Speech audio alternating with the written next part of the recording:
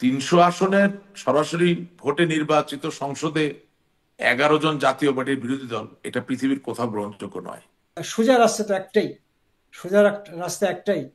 আপনি একটা নিরপেক্ষ তত্ত্বাবধায়ক সরকারের অধীনে একটা নির্বাচন দেন। ঠিক সে এই নির্বাচনে কথাটাই জনাব আব্দুর রহমান একই লাইন বিএনপি এতদিন বলেছে, মানে যখন আপনারা ক্ষমতায় ছিলেন ঠিক একই লাইন বলেছে যে জনগণকে এত ভয় কেন। তখন বলেছে, তখন আসলে ঠিক এই জায়গাটায় আওয়ামী লীগ ছিল, যে আওয়ামী লীগের এত ভয় কেন, একটা নিরপেক্ষ নির্বাচন দেন তত্ত্বাবধায়ক সরকারের আমলে। ঠিক একই লাইন বলেছে, আপনার কি মনে পড়ে? আওয়ামী লীগ যেটা চেয়েছিল যে তত্ত্বাবধায়ক সরকারের আর প্রয়োজন নাই, দলীয় সরকারের অধীনে হবে, কিন্তু দলীয় সরকারের অধীনে নির্বাচন কমিশনকে শক্তিশালী করে অন্যান্য ডেমোক্রেসি যেভাবে হয় সেভাবে সকল দলকে নিয়ে আমরা একটা ফাউন্ডেশন তৈরি করতে চেয়েছিলাম। কিন্তু সেখানে আমরা কোনো কোঅপারেশন পেলাম না কারো। আমরা চেয়েছিলাম কোঅপারেশন ফিউচারের আপনারাও তো জন্য। বিএনপি সরকারকে করেন নাই, যখন বিএনপি তত্ত্বাবধায়ক সরকার আনবার বিপরীতে ছিল, আন্দোলন করে আপনারা হ্যাঁ, তত্ত্বাবধায়ক সরকার এনেছেন। রাইট রাইট, তখন তো তত্ত্বাবধায়ক সরকার করাপ্ট ছিল না।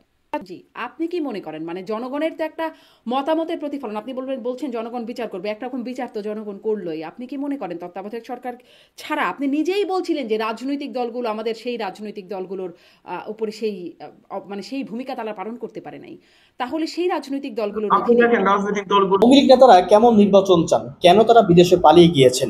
আওয়ামী লীগের একাধিক এমপি তারা সাক্ষাৎকার দিয়েছেন। কিছু এমপি যাদের কথা শুনে শুনে বোঝা গিয়েছে তারা শেখ হাসিনাকে দোষারোপ করতে চান। এই দর্শক, আওয়ামী লীগের জনপ্রিয় এমপি মিল্লাত সাহেব বা আওয়ামী লীগের পরিকল্পনা মন্ত্রী এম মান্নান আরো অনেকেই এখানে ছিলেন। এই দর্শক, তাদের আলোচনা শুনে বুঝতে পারবেন তারা এখনো কি বলতে চায়। বিশেষ করে এম এ আরাফাত তো টকশোর ভিতরে ওই সাংবাদিকের সাথে তর্কেও জড়িয়ে গিয়েছিলেন। চলুন আমরা সম্পূর্ণ সাক্ষাৎকারটি শুনবো। 300 আসনের সরাসরি ভোটে নির্বাচিত সংসদে 11 জন জাতীয় পার্টির বিরোধী দল, এটা পৃথিবীর কোথাও গ্রহণযোগ্য নয়। সোজা রাস্তা তো একটাই, সোজা রাস্তা একটাই। আপনি একটা নিরপেক্ষ তত্ত্বাবধায়ক সরকারের অধীনে একটা নির্বাচন দেন। ঠিক সে এই নির্বাচনে কথাটাই জনাব আব্দুর রহমান একই লাইন বিএনপি এতদিন বলেছে, মানে যখন আপনারা ক্ষমতায় ছিলেন ঠিক একই লাইন বলেছে যে জনগণকে এত ভয় কেন। তখন বলেছে, তখন আসলে ঠিক এই জায়গাটায় আওয়ামী লীগ ছিল, যে আওয়ামী লীগের এত ভয় কেন, একটা নিরপেক্ষ নির্বাচন দেন তত্ত্বাবধায়ক সরকারের আমলে। ঠিক একই লাইন বলেছে, আপনার কি মনে পড়ে? আওয়ামী লীগ যেটা চেয়েছিল যে তত্ত্বাবধায়ক সরকারের আর প্রয়োজন নাই, দলীয় সরকারের অধীনে হবে, কিন্তু দলীয় সরকারের অধীনে নির্বাচন কমিশনকে শক্তিশালী করে অন্যান্য ডেমোক্রেসি যেভাবে হয় সেভাবে সকল দলকে নিয়ে আমরা একটা ফাউন্ডেশন তৈরি করতে চেয়েছিলাম। কিন্তু সেখানে আমরা কোনো কোঅপারেশন পেলাম না কারো। আমরা চেয়েছিলাম কোঅপারেশন ফিউচারের আপনারাও তো জন্য। বিএনপি সরকারকে করেন নাই, যখন বিএনপি তত্ত্বাবধায়ক সরকার আনবার বিপরীতে ছিল, আন্দোলন করে আপনারা হ্যাঁ, তত্ত্বাবধায়ক সরকার এনেছেন। রাইট রাইট, তখন তো তত্ত্বাবধায়ক সরকার করাপ্ট ছিল না। 14-18-তে দেখলেন যে আসলে বাস্তবতাটা এরকম, যে একটা গ্রহণযোগ্য নির্বাচন হচ্ছে না, সেটি কারো ব্যর্থতা, কারো অসহযোগিতা, নানান রকম আপনাদের চিহ্নিত কারণে। আপনারা আসলে কি কোনো ব্যবস্থা নিলেন যাতে আসলে এটাকে অংশগ্রহণমূলক? এই অসন্তুষ্টি যদি থেকে থাকে সেটা তো জনগণের সামনে পথ ছিল যে ভোটের মাধ্যমে সেটা পতন ঘটানো। ছিল কি সেটা তো আদৌ এভাবে জনাব হতে পারে। আমিনুল ইসলাম আমিন, সেই পথটা কি ছিল, আপনারা রেখেছিলেন? এই চারটা নির্বাচনে এভারেজে আমাদের 40% ভোট, আমি মনে করি পরে আরো কিছু ভোট বেড়েছে। যদি নাও পারে, 40% জনগোষ্ঠী, single largest political party in the country, তাকে আপনি ফ্যাসিস্ট আখ্যা দিয়ে মানে এই 15 রাজনীতি বছরে করতে কমে নাই, দিবেন না। বেড়েছে। বেড়েছে। একটি জিনিস বলছেন তিনি, ভোটের অধিকার ফিরিয়ে দিয়েছি, মানে যেই দায়টা দেওয়া হয় আওয়ামী লীগ সরকারের বিরুদ্ধে ভোটের অধিকার কেড়ে নেওয়া, তিনি বলছেন ভোটের অধিকার ফিরিয়ে দিয়েছি। আপনি কি বলবেন? মানুষের, জনগণের রাজনীতিক আপনি শুনেছেন, মানুষের কাছে দেখেছেন ভোটগুলো কেমন হয়েছে, আসলে ভোটের অধিকার কি আওয়ামী লীগ সরকার ফিরিয়ে দিয়েছে না কেড়ে নিয়েছে? শোনেন, পয়েন্ট ব্ল্যাঙ্ক আপনাকে একটা কথা বলি, নির্বাচন সঠিক হয় নাই। মানে এরকম ভাবে তো তাহলে বিএনপিও বলতে পারতো যে যেই সরকার, মানে আপনারা তো তাদের প্রতিষ্ঠাতা জিয়াউর রহমানকে অনেক কিছু তাদের সম্পর্কে বলেছেন, তাকে আসলে পাকিস্তানের চর বলেছেন, তিনি যেখানে বীরুত্তম মানে পদ লাভ করেছেন বঙ্গবন্ধুর কাছ থেকে, আপনারা এইরকম কথা বলেছেন, খুনি, আমি এরকম আরো অনেক অনেক আমি কথা বলেছেন। তারা তো আমি একই রকম ভাবে তাহলে সত্যি না হয়ে না যায় আপনাদের আমি কথা। হ্যাঁ তত্ত্বাবধায়ক সরকারের ব্যবস্থা যে যেন তারা একটা নিরপেক্ষ নির্বাচন করতে পারে, সেই ব্যবস্থাটাকে এত আন্দোলনের পরেও আপনারা আমলেই নিলেন না। মনে করেন যে সেটি আসলে একটা ভুল জায়গা ছিল, আওয়ামী লীগ ভুল করেছে, যে এই আন্দোলনের বাইরে, মানে এই আন্দোলনটা না করি, প্রশ্নটাই মাঝে মাঝে আসলে জিজ্ঞাসা করি, এভাবে না হয়ে আওয়ামী লীগ সরকারের যদি পরিবর্তনের মানুষ চিন্তা করে, সেটির কীরকম সুযোগ ছিল আসলে? যেমন 14তে একরকম নির্বাচন হয়েছে, বিনা প্রতিদ্বন্দ্বিতায় 154 জন চলে গেছেন সংসদে, বা ভোট আসলে সেভাবে হয় নাই। 18তে যে নির্বাচন হয়েছে সেখানে একটা অংশগ্রহণমূলক নির্বাচন হয়েছে, সেখানে ওই যে বলে না, বৃক্ষ তোমার নাম কি ফলে পরিচয়, ফলে দেখা গেছে মাত্র 6টা আসন বিএনপির, সেখানেই একটা সন্দেহের জায়গা, এবং নানান রকম রিপোর্ট সেই সময়েই এসেছে, আপনাদের সরকারের সময়ই এসেছে সেই নির্বাচনটি নিয়ে। 24-এ একটা নির্বাচন ছিল, সেখানেও আসলে মানুষের হাতে বিকল্প ছিল না, আমি ভোট দেই বা না দিই, আওয়ামী লীগে যাবে, সরকার গঠন করবে। তাহলে আসলে মানে আন্দোলন করে বা অভ্যুত্থান করে সরকার পতন না করে সরকার পরিবর্তনের উপায় কি ছিল? এই আন্দোলনটা কি সরকার পতনের আন্দোলন ছিল? একদম শেষে এসে তো এক দফাই হয়েছে সরকার পতন। এটা তো ছিল আসলে কোটার আন্দোলন, তা শুরুতে ছিল, তাই না?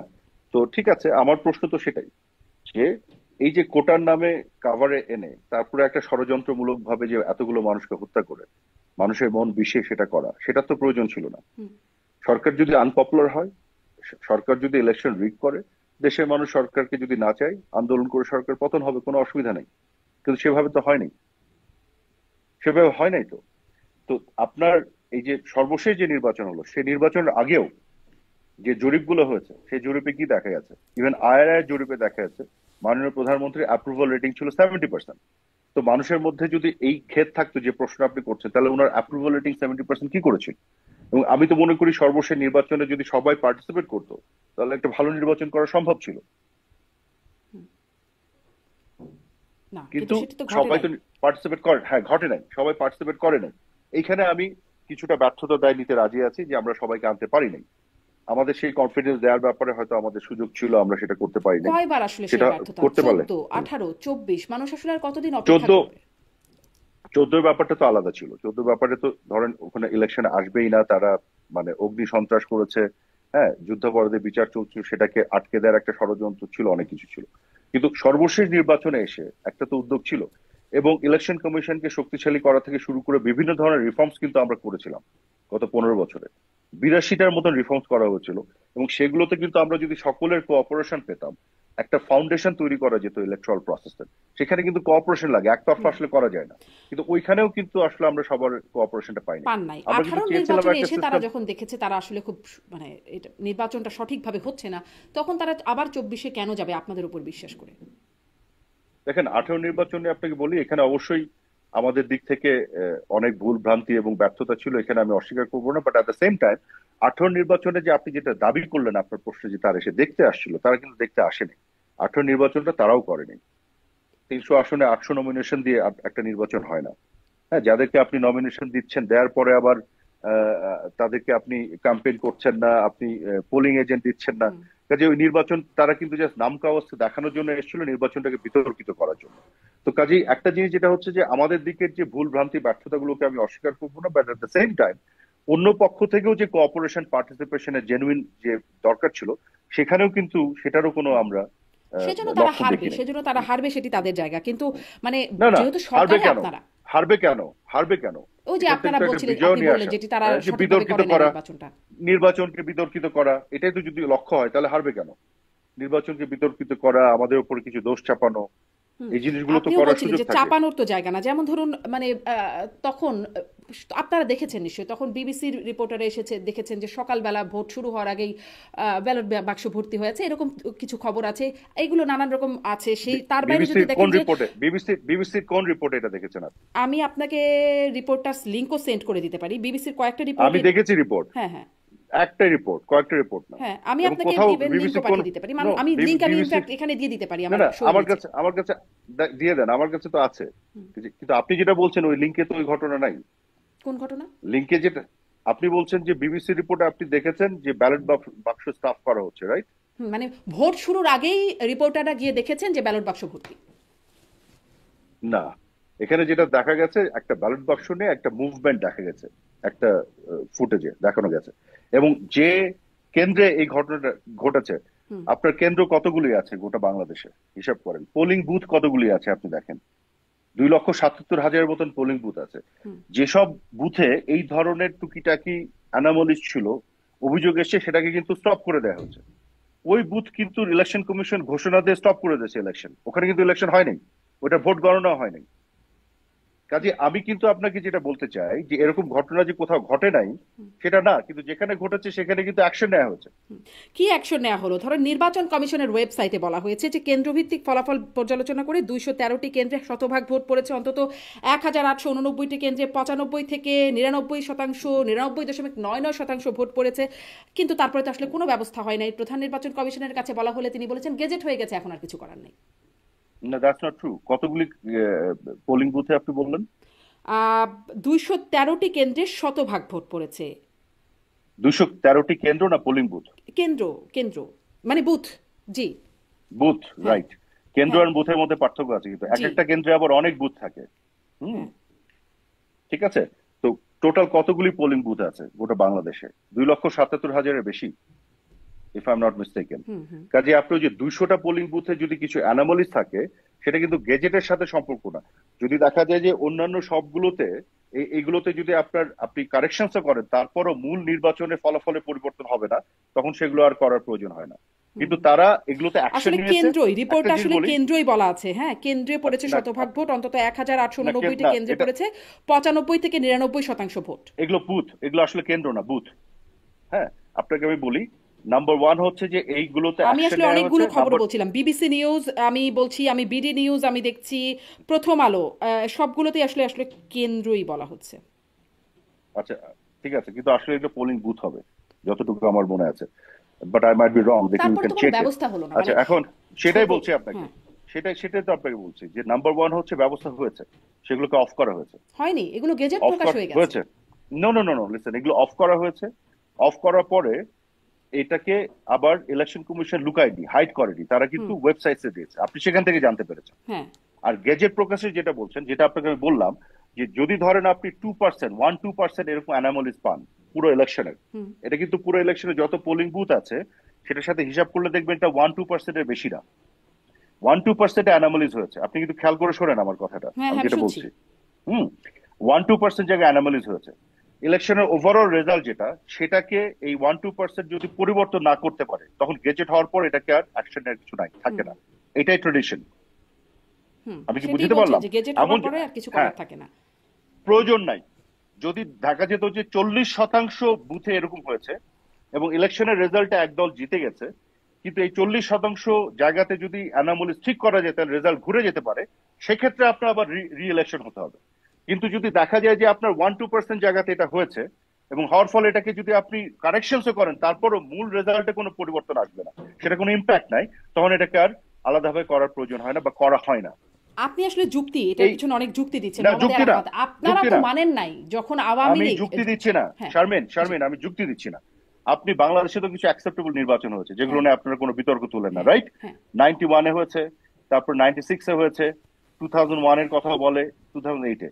এই সকল নির্বাচনেও 1-2% জায়গাতে এই ধরনের হ্যাঁ। অ্যানোমালিজ আছে। যারাই পরাজিত হয়েছেন সূক্ষ্ম নির্বাচন, সূক্ষ্ম কারচুপি, নো নো স্থূল নো কারচুপি। নো নো নো, সেটা না, এটা তো অন্য আলাপে যাচ্ছেন। আমি বলছি অ্যানোমালিজের কথা। হ্যাঁ, হ্যাঁ, হ্যাঁ, হয়। আপনি যে অ্যানোমালিজ তুলে ধরলেন এই 18 নির্বাচনের, এরকম অ্যানোমালিজ আগের নির্বাচনগুলোতে হয়েছে যেগুলো অ্যাকসেপ্টেবল, যেগুলো আপনারা অ্যাকসেপ্ট করে নিয়েছেন, সেই কিন্তু নির্বাচনে এগুলো তো হয়েছে, accept সেই হয় নাই। নির্বাচনে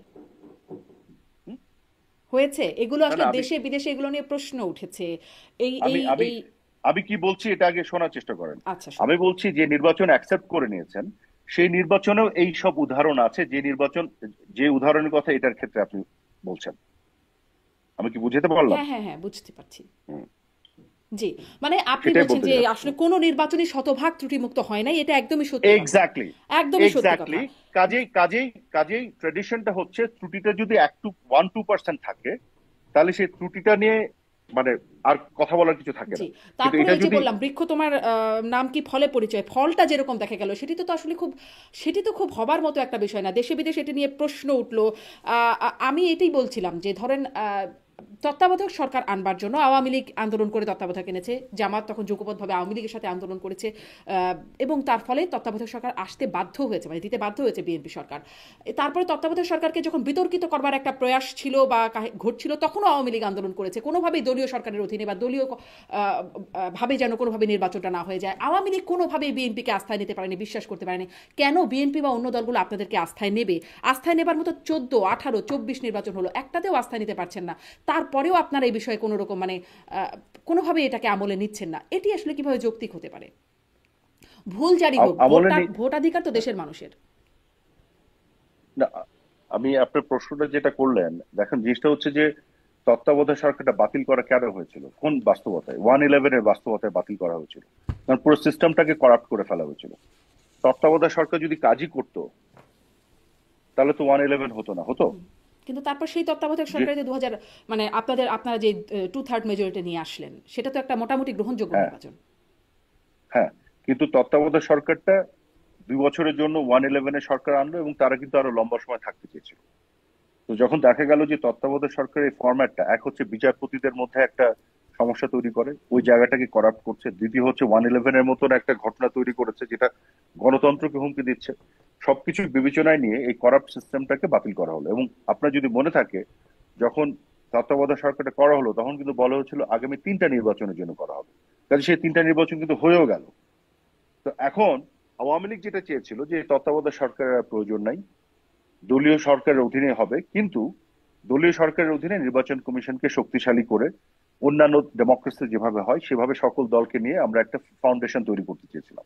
কিন্তু সেখানে আমরা কোনো কোঅপারেশন পেলাম না কারো, যে কারণে আমরা ইলেকশন কমিশনকে শক্তিশালী করার জন্য 82টার উপরে আমরা কিন্তু রিফর্মস করেছি, ট্রান্সপারেন্ট করার জন্য, ফাইন্যান্সিয়ালি সলভেন্ট করার জন্য, ইন্ডিপেন্ডেন্ট করার জন্য। এইরকম আমরা চেয়েছিলাম কোঅপারেশন ফিউচারের আপনারাও তো জন্য। বিএনপি সরকারকে করেন নাই, যখন বিএনপি তত্ত্বাবধায়ক সরকার আনবার বিপরীতে ছিল, আন্দোলন করে আপনারা তত্ত্বাবধায়ক সরকার এনেছেন।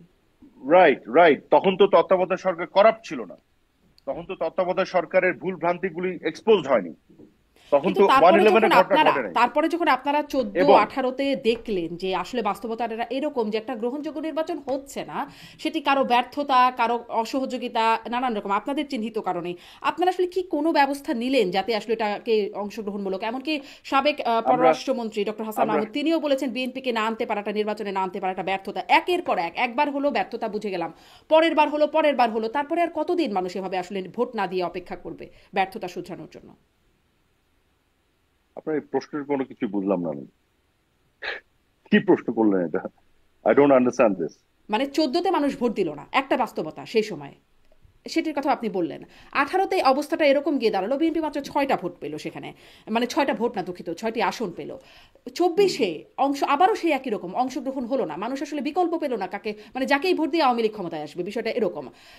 না, সেটাই তো আপনাকে আমি বলছি যে সেইখানে আমাদের কিছুটা তো ব্যর্থতা আছে, বিএনপি কে বা অন্যান্যদেরকে নিয়ে আসতে না পারা। আমরা চেয়েছিলাম যে একটা ইনক্লুসিভ একটা নির্বাচন হোক, ইনক্লুসিভ একটা ইলেকট্রাল প্রসেস দাঁড়াক, যে ইলেকট্রাল প্রসেসটা আমাদের তত্ত্বাবধায়ক সরকার ছাড়াই যাতে আমরা তৈরি করতে পারি। পার্শ্ববর্তী ভারতে হচ্ছে না, পৃথিবীর অন্যান্য ডেমোক্রেসিতে হচ্ছে না, আমরা কেন পারবো না? সেই জিনিসটা আমরা চেয়েছিলাম কিন্তু করতে পারিনি, এবং কোঅপারেশনটা পেলাম না বলেই আমরা আগাতে পারিনি। আমরা কিন্তু একতরফা ভাবে এই রিফর্মস গুলি করে গেছি, বাট আমরা কোনো কোঅপারেশন পাইনি। আমি তো সেটাই আপনাকে বলছি। তা আমরা ওইটাই করে যাচ্ছিলাম চেষ্টা, কারণ আমরা যখন তত্ত্বাবধায়ক সরকারের ওই ফরম্যাটটার মধ্যে যখন ভুলগুলো এক্সপোজ হয়ে গেল, সেটা তো আমরা যখন চেয়েছিলাম তখন এক্সপোজ হয়নি, আমরা তো যখন চেয়েছিলাম তখন তো এক্সপোজ হয়নি, বা তখন তো বিএনপি সেই রিফর্মস গুলো করে নাই যে তত্ত্বাবধায়ক সরকার ছাড়াও যাতে ইলেকট্রাল প্রসেস দাঁড়াতে পারে। আমরা তো যখন ভুলগুলো এক্সপোজ হলো তখন এটা পারুক বা না পারুক আপনারা এই চেষ্টাটা করেই যাচ্ছেন। না সেটাই, আমরা মানুষকে ভোট দিতে যেতে পারে সেটার ব্যবস্থার জন্য চেষ্টা করে যাচ্ছিলাম, চেষ্টাই তো করে যেতে হবে, আর কি করব? জি, তাই না? জি, মানে মানুষ আসলে আর কতদিন, 14, 18, 24-এর পরে আর কতদিন এই চেষ্টাই শুধুমাত্র নজর রাখতো? মানে যখন এই চেষ্টাটা সফল হচ্ছে না, মানে কি করতে হতো তাহলে? কি করতে হতো? চেষ্টা না করে আর কি করার? আপনাদের দাবি মেনে যেমন বিএনপি বাধ্য হয়েছিল তত্ত্বাবধায়ক সরকার আনতে, আপনারাও তো দাবি কিছু না মানতে পারতেন। আপনি তো বারে একই কথা বলছেন। বিএনপি যখন বাধ্য হয়েছিল তখন তত্ত্বাবধায়ক সরকার করাপ্ট ছিল না, আমরা যখন বাতিল করেছি তখন এটা করাপ্টেড একটা ফরম্যাট হয়ে গেছে। তো দুইটার মধ্যে কি আপনি কোনো পার্থক্য দেখতে পাচ্ছেন না? তারপরে যখন 14-18 বিএনপি আচ্ছা আপনারা সত্যি মানে তত্ত্বাবধায়ক সরকার একটা করাপ্টেড ফরম্যাট হয়েছিল, সেখানে অনেক কিছু আমরা আপনি দেখেছি। বিএনপিকে যখন আমরা বাধ্য করেছিলাম তখন কি তত্ত্বাবধায়ক সরকারের মধ্য দিয়ে 111 এর ঘটনা ঘটিয়েছিলাম? না আমরা তো না 96 শোনেন 96 ইলেকশন করেছিলাম তত্ত্বাবধায়ক সরকারের অধীনে। 2001 এ এসে আমরা কি করেছি? পিসফুলি ক্ষমতা হস্তান্তর করেছি। আমরা কি 111 আসার পরিস্থিতি তৈরি করেছিলাম? আমরা তো করি নাই। কাজে বিএনপির তো কোনো রিজন ছিল না তত্ত্বাবধায়ক সরকার বাতিল করার। কিন্তু আমরা কেন বাতিল করলাম? কারণ তারা তো এই তত্ত্বাবধায়ক সরকারকে করাপ্ট করে একদম 111 আসার পরিস্থিতি আমি তৈরি আপনার করলো, এই তাই এই না? পর্যন্ত আমি তো একদমই সেটাই সত্যি বলছি। মানে এই আমি ওই বিষয়ে একদমই একমত যে তত্ত্বাবধায়ক সরকার আমরা করাপ্ট হতে দেখেছি, কিন্তু তারপরে যখন 14, 18, 24 তিনটা নির্বাচনে একটাতেও আসলে আপনাদের চেষ্টা ঠিক সফল হয়ে যাচ্ছে, মানে প্রশ্নহীন একটা নির্বাচন বা সেই রকম হ্যাঁ, গ্রহণযোগ্য যেটা আগে হয়েছে সফল প্রশ্ন হচ্ছে থাকা না, সত্ত্বেও। এটার মানে তো এই না যে আপনি করাপ্ট সিস্টেমে আবার যাবেন। তো তার মানে ভোট মানুষ দিক বা না দিক আপনাকে আপনারা না, নো নো নো, তার মানে আপনি নতুন ভাবে চেষ্টা করে যাবেন। আমরা তো বারেবার চেষ্টাটাই করে গেছি, যে মানে কারণে তাহলে আমরা এভাবেই বারেবার আপনাদের রিফর্ম চেষ্টা করে করে গেছি। যাবারই পরিকল্পনা ছিল। না না, আপনি তো একটা জিনিস যেটা যতক্ষণ অ্যাচিভ না করবেন আপনি তো চেষ্টাই করবেন। সেজন্যই আপনি আমি কি প্রশ্ন করবেন? করছিলাম আপনাদের এই চেষ্টার মাঝে মানুষ আসলে সরকার পরিবর্তনটা কিভাবে করতো। সরকার যদি মানুষ চাইতো, মানে আমাদের যে আগের যখন সুষ্ঠু ভোটের ভোট মাধ্যমে, হয়েছে তখন যেমন ভোটের আমরা মাধ্যমে দেখেছি করতো। একবারের পর একবার, একবার আওয়ামী লীগ এলে পরের বার বিএনপি, তারপর আবার আওয়ামী লীগ, তারপর এরকম একটা পালাবদল হয়েছে। পালাবদলের আর উপায় মানুষের হাতে কি ছিল? মানুষের হাতে ভোটই ছিল পালাবদলের উপায়। অংশই তো বিএনপি গ্রহণ যদি করছে না, পার্টিসিপেট করে, মানে যারা ক্ষমতায় আসতে পারে না। এক্স্যাক্টলি, না তাহলে আপনি কি করবেন? এটা দায়িত্ব আমাদের দিতে পারেন না আপনি। একদমই কি পারি না? সবাইকে আপনারা অংশগ্রহণ করতে দায়িত্বে হবে। আছেন, আপনারা নিয়ম বদলাচ্ছেন, আপনারা দাবি মানছেন না, মানে আপনারা চেষ্টা করছেন, যখন চেষ্টাটা আমরা সফল আমরা হচ্ছে কোনো না নিয়ম আপনাদেরই তো উপায় বদলাইনি, বের করতে শোনেন, হবে। আমরা কোনো নিয়ম বদলাইনি। যে নিয়মটা করাপ্ট হয়ে গেছে সেটাকে বদলে আমরা নতুন নিয়ম এনেছি। সেই নিয়মে যদি সবাই কোঅপারেট না করে, মানুষের ভোট দেওয়ার যে অধিকারটা সেটা যে হুম। ব্যত্যয় ঘটেছে, এটা ঘটেছে, সেই ঘটার পেছনে পুরো দায় আমাদের না। আমি সেটাই বলতে চাচ্ছি, আমাদের যতটুকু ব্যর্থতা আছে সেটা আমরা নিচ্ছি, কিন্তু এখানে অন্যদেরও দায় আছে, হ্যাঁ নিশ্চয়ই অন্যদের যারা দায় এখানে আছে, এটি কোঅপারেশনটা অস্বীকার করে না। করার কোনো উপায় এখানে নাই, কিন্তু এক্স্যাক্টলি, আপনাদের এক্স্যাক্টলি, আমি সেটাই বলছি। হ্যাঁ আপনাদের কাজে এটা মানে আপনাদের সামগ্রিকভাবে, বানানো যেটিকে আপনারা যৌক্তিক সামগ্রিকভাবে মনে করেছেন সেটিকে কি আর কেউ অযৌক্তিক মনে করতে পারে না? মানে সেটির বিরুদ্ধে দাবি তুলতে পারে না? অন্য কোনো যৌক্তিক গ্রাউন্ড কি অবশ্যই থাকতে? পারে, অবশ্যই পারে, কেন পারবে না? জি, সেখানে অবশ্যই আসলে আমার পারে, প্রশ্ন কিন্তু ছিল আমি, মানুষ ক্ষমতার পালাবদলটা হ্যাঁ, কিভাবে করতো 24-এও যেভাবে আমি নির্বাচন। সেটারই উত্তর আপনাকে বারে বারে আমি দিচ্ছি, কিন্তু আপনি একই প্রশ্ন বারবার রিপিট করে যাচ্ছেন। জি সেই আচ্ছা, মানুষ পালাবদলের জন্যই নিশ্চয়ই তো আমরা সাধারণ এতগুলো, মানুষ শুনছেন যারা, তারা নিশ্চয়ই শোনেন, উত্তর পেয়েছেন। না সে তারা পায় নাই। আপনি এভাবে বারে বার রিপিটেড একটা একই জিনিস উত্তর দিচ্ছে, আপনি ইগনোর করে আবার একই প্রশ্ন করলে তো মুশকিল। আচ্ছা you have to take that answer into cognizance. আমি আমরা তাহলে সেই কেন এই উত্তরটাই নিলাম। 82, মানে আমি কোন উত্তরটা নিলেন? যে আপনি আমি যেটা কেন বললেন বললাম যে, আপনারা চেষ্টা করেছেন, কি আপনারা বললাম?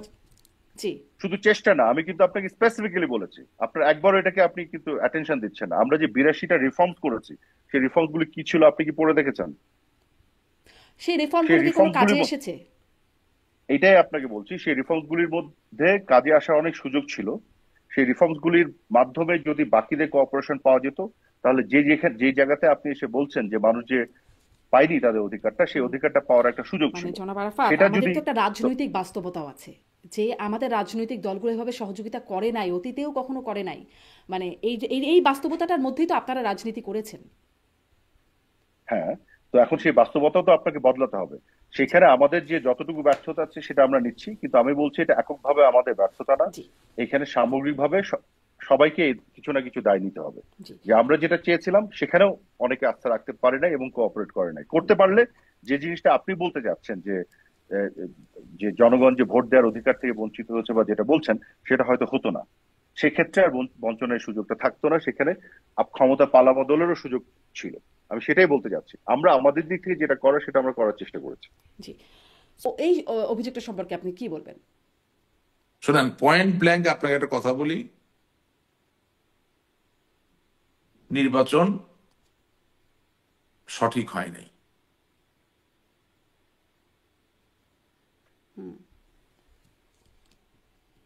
আর সবচেয়ে বড় যেটা বিপর্যয় হয়ে গেছে সেটা হচ্ছে যে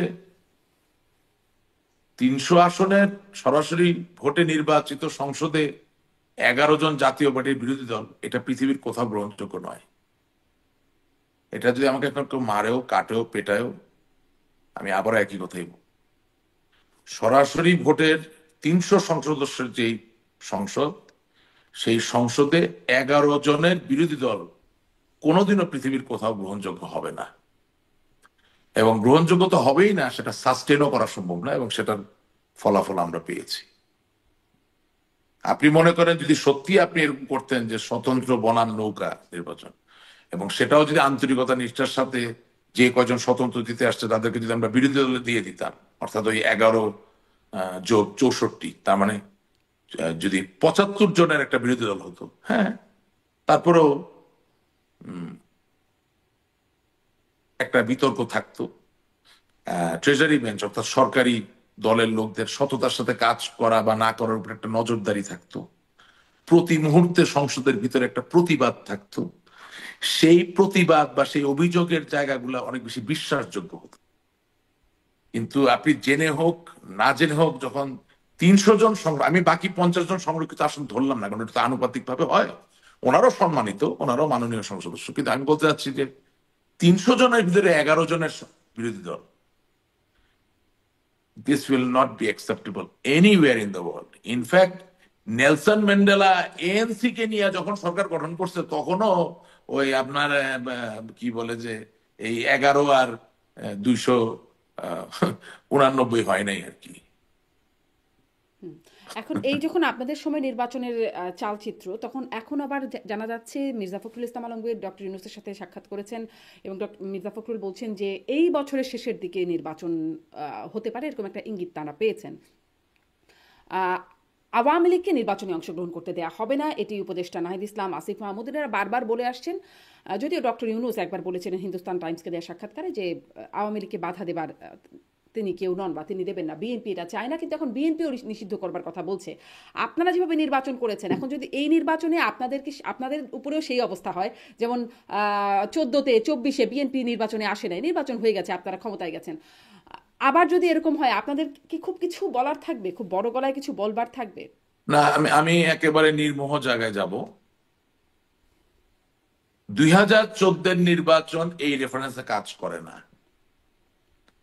2014 নির্বাচনে তাদেরকে আহ্বান জানানো হয়েছে, এবং যে অন্তর্বর্তীকালীন যে সরকারটি নির্বাচন পরিচালনা করার কথা ছিল, সেখানে এতটুকুই দ্বিমতের জায়গা ছিল যে অনির্বাচিত কোনো ব্যক্তি ওই অন্তর্বর্তীকালীন সরকারে থাকবেন না, অর্থাৎ সংসদ সদস্যরা থাকবেন, এবং সেখানে জননেত্রী শেখ হাসিনা ক্যাটাগরিক্যালি বেগম খালেদা জিয়া, বিএনপির যিনি চেয়ারপারসন এবং তৎকালীন মাননীয় বিরোধী দলীয় নেত্রী, তাকে তিনি আহ্বান জানিয়েছিলেন যে আপনি 6টা মন্ত্রণালয় নেন, এবং হোম মিনিস্ট্রি, যেটা সবচেয়ে ইম্পর্টেন্ট মিনিস্ট্রি, অর্থাৎ পুলিশ, বিডিআর, আনসার, যারা যেটা নির্বাচনে সবচেয়ে বেশি, সেটা আপনি নেন।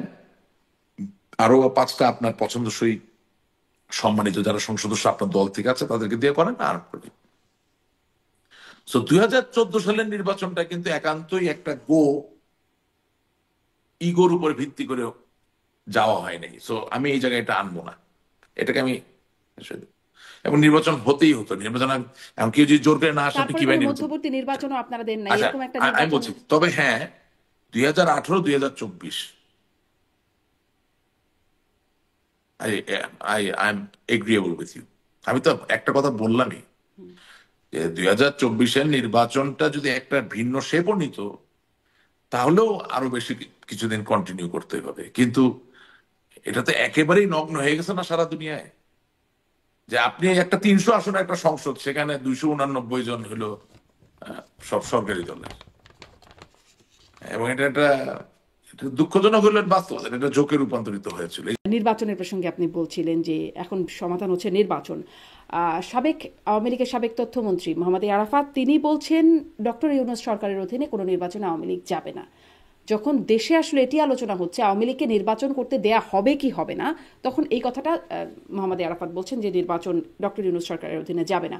তাহলে কি আসলে আওয়ামী লীগ কি করবে? আওয়ামী লীগ কি এর আগে বিএনপি যেই পথে মানে নির্বাচন বর্জনের পথে হেঁটেছে, আওয়ামী লীগও কি সেরকম পথে হাঁটতে যাচ্ছে? আমি তো কিছুদিন একটা সামাজিক যোগাযোগ দেখছিলাম, বিএনপির এখন নেতা বলছেন যে এই সরকারের দিন নির্বাচন যাওয়া অসম্ভব, এবং আমি 2-1 সাংবাদিক যারা সঞ্চালক বিভিন্ন, তারাও বলতেছে এই সরকার যে জায়গায় যাচ্ছেন এর অধীনে নির্বাচন সম্ভব না, এই সরকার নির্বাচন দিতেছেন। আর আপনি এরকম না, নিরপেক্ষতা নিয়ে প্রশ্ন তোলা হচ্ছে, এই সরকারের নিরপেক্ষ না থাকলে তারা ওদের। আর আজকে আপনি যেভাবে আওয়ামী লীগের নাম শুনলেই আটকে উঠছে। ঘুমের ঘরেও যারা আওয়ামী লীগ বিরোধী শক্তি, ঘুমের ঘরেও তারা আওয়ামী লীগ করে রাত্রে ঘুমের ঘরে লাফায় উঠছে, এই মানে আওয়ামী লীগ আসলো। আজকে সেই অবস্থায় আওয়ামী লীগের একটা মেয়ে কর্মী সে যখন রাস্তায় জয় বাংলা স্লোগান দেয়, পাকিস্তান হানাদার বাহিনী হার মানায়, তার উপর যেভাবে ঝাঁপিয়ে পড়ে, সেই দেশে সেই সরকারের অধীনে আওয়ামী লীগ কিভাবে নির্বাচন নিয়ে যাবে আপনি আমাকে বলেন। আমি একটা মুক্তিযুদ্ধের চেতনার স্লোগান, জয় বাংলা স্লোগান দিলে আমাকে পিটানো হচ্ছে, সেই সরকারের অধীনে কিভাবে নির্বাচনে যাবে? জি, মানে এরকম ভাবে তো তাহলে বিএনপিও বলতে পারতো যে যেই সরকার, মানে আপনারা তো তাদের প্রতিষ্ঠাতা জিয়াউর রহমানকে অনেক কিছু তাদের সম্পর্কে বলেছেন, তাকে আসলে পাকিস্তানের চর বলেছেন, তিনি যেখানে বীরুত্তম মানে পদ লাভ করেছেন বঙ্গবন্ধুর কাছ থেকে, আপনারা এইরকম কথা বলেছেন, খুনি, এরকম আরো অনেক অনেক কথা বলেছেন। তারা তো একই রকম ভাবে তাহলে সত্যি হয়েছে আপনাদের। আমি তারা আমার দল মানে আওয়ামী লীগ সম্পর্কে সমালোচনা করুক, মাননীয় প্রধানমন্ত্রী সম্পর্কে সমালোচনা করতে পারে, আমি রাজনীতি করতে আমাদের সমালোচনা হবে। মূল প্রশ্নটাতে ফিরি। মূল প্রশ্ন হচ্ছে যে সামনের নির্বাচনে আওয়ামী লীগ যদি অংশগ্রহণ না করে তাহলে কি আওয়ামী লীগ বিএনপির পথে, মানে নির্বাচন বর্জনের পথে হাঁটবে? আসলে আওয়ামী লীগের পরিকল্পনা কি? মানে এটা ত্রয়োদশ নির্বাচন হবে সামনে, সেই নির্বাচনে আওয়ামী লীগ কি আসলে তার পরের নির্বাচনের জন্য অপেক্ষা করবে? আমি মনে করি আগে এই দেশটা কোন দিকে যায় আমি ওইটা দেখি, তারপরে আমরা বসে সিদ্ধান্ত, আমার মূল সিদ্ধান্ত নেবে আমাদের মূল জননেত্রী শেখ হাসিনা।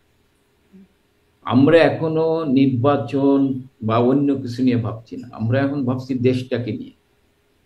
দেশে এক অন্ধকার যুগ। কিন্তু আপনি একটু আগে বলছিলেন না যে এই সমাজ, মানে এখন মানে উপায় হচ্ছে নির্বাচন, বিএনপিও বলছে নির্বাচনের কথা, আপনারাও বলছেন সমাধানের পথ হচ্ছে আপনার নির্বাচন। আমি যেটা বলছি যে আমি এখন ভাবতেছি হচ্ছে দেশটাকে নিয়ে, দেশটাকে আগে বাঁচাতে হবে। ওই যে সমাধান নির্বাচন আপনি বলছেন, তাহলে নির্বাচন যদি হয়, আপনারা যদি না যান, মানে আপনাদের নির্বাচন হোক, আমরা বলছি যে আমরা তো নির্বাচন, আমরা আওয়ামী লীগ সবসময় নির্বাচনমুখী, সবসময় নির্বাচনমুখী, যত কঠিন সময় হোক আওয়ামী লীগ নির্বাচন। এখন আওয়ামী লীগ তো আমি তো বললামই, আওয়ামী লীগ শুনলেই আপনি আটকে উঠছেন। আপনি একটা স্লোগান, এত আপনার ভয় জয় বাংলা, সঙ্গে সঙ্গে আপনি পুলিশ দিয়ে পিটাচ্ছেন, মা বোনদেরও পিটাচ্ছেন। তাহলে আমি এই স্লোগান শুনলে যার এত ভয়, সেই সরকারের অধীনে আমি কিভাবে নির্বাচনে যাব? জি, তাহলে আপনাদের অবস্থান হচ্ছে আপনারা এই সরকারের অধীনে নির্বাচনে যাবেন না, যেমনটি মোহাম্মদ আরাফাত। আমরা এখনো রাজনৈতিকভাবে আমরা দল পক্ষ থেকে আমরা এখনো এই ব্যাপারে কোনো সিদ্ধান্ত নেইনি।